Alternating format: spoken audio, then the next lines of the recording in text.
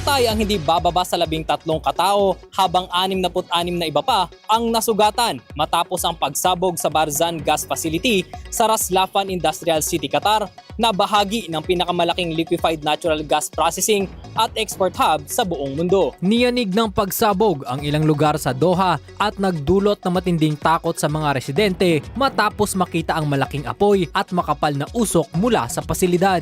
Iginiit ni Energy Minister Saad Sherida Al-Kaabi na technical accident ang insidente at walang kaugnayan ang insidente sa anumang pag-atake o pananabutahe. Aniya, ligtas ang kapaligiran at hindi maaapektuhan ang pagluwas ng liquefied natural gas ng Qatar sa pandaigdigang merkado. Kinumpirma rin ng mga opisyal na pawang mga manggagawang mula sa India at Pakistan ang mga nasawi. Patuloy rin ang investigasyon ng mga kinauukulan upang matukoy ang eksaktong sanhi ng pagsabog habang nakikipag-ugnayan ang mga embahada sa mga apektadong pamilya. Para sa IFM Foreign News, ako si Manong Kit, Idol!